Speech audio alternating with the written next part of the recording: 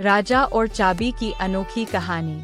राजा और चाबी की एक अनोखी कहानी में राजा की तिजोरी की चाबी गुम हो जाती है और राजा पता लगाना चाहते थे कि चाबी आखिर चुराई किसने, जबकि राजा को इस बात का पूरा पता लग गया था कि चाबी इसी दरबार के किसी एक आदमी ने चुराई है।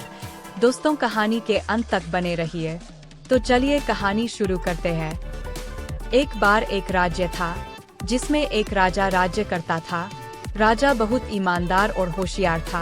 अपनी प्रजा से बहुत स्नेह करते थे। उनके राजा होने की खुशी सभी प्रजा के मुंह पर झलक रही थी। प्रजा अपने आप को भाग्यशाली रही थी कि हमें ईश्वर जैसे राजा मिले। उनके राजा होने से प्रजा को किसी प्रकार का कोई दुख नहीं था। प्रजा के दिन बड़े खुशी से गुजर रहे थे। राजा के राज दरबार में कई सारे मंत्री रहते थे, जिनमें से एक मंत्री लोभी और घमंडी था।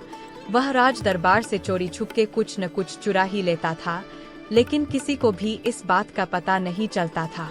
कभी सिक्के चुरा लेता तो कभी आभूषण चुरा लेता तो कभी कभी ऐनी वस्तुएं भी चुरा लेता था। जब राजा को इस बात का पता चलने लगा कि राज दरबार से रोजाना कुछ न कुछ चुराया जा रहा है, तो उसे इस बात का बहुत दुख होता है कि हमारे राज्य में ऐसा काम करने वाला कौन होगा। उसे अपने मंत्रियों में से एक मंत्री पर संदेह होने लगा। तो राजा ने सच सामने लाने के लिए एक दिन अपने शयन कक्ष की चाबी वहीं पर एक जगह गिरा दी और अपने मंत्रियों को इस बात की खबर दी और चाबी ढूंढने को कहा। सभी मंत्री चाबी ढूंढने लगे और राजा उन पर नजर रखने लगा। रात होने पर चाबी न मिलती तो सभी मंत्री भी जाकर सो जाते हैं और राजा चाबी लेकर अपने कक्ष में सो जाते थे। कई दिनों तक ऐसा ही चलता गया और एक दिन राजा का संदेह सत्य निकला। उस मंत्री को वह चाबी मिल गई थी, लेकिन उसने वह चाबी अपनी जगह छिपा दी ताकि राजा के कक्ष में भी चोरी की जाए। तभी दूसरे दिन राजा ने कहा, मेरे कक्ष में 200 सोने की मोहरें हैं। अगर चाबी न मिली तो वह कुछ काम की नहीं है, और अगर जिस मंत्री को मिलेगी उसे 1000 सोने की मोहरें दूंगा। घमंडी मंत्री ने सोचा, अगर चोरी करूंगा तो 200 मोहरें ही मिलेगी, लेकिन जब चाबी राजा को दे दूंगा तो 1000 मोहरें मिलेगी। सभी चाबी ढूंढने चले गए और राजा भी उन पर नजर रख रहे थे। तभी उस मंत्री ने इधर उधर देखा और चाबी उठाकर राजा के पास आ गया और राजा को चाबी देते हुए ओना इनाम मांगा। तो राजा ने कहा, ये चाबी मैंने ही गिराई थी ताकि सच का पता चल जाए।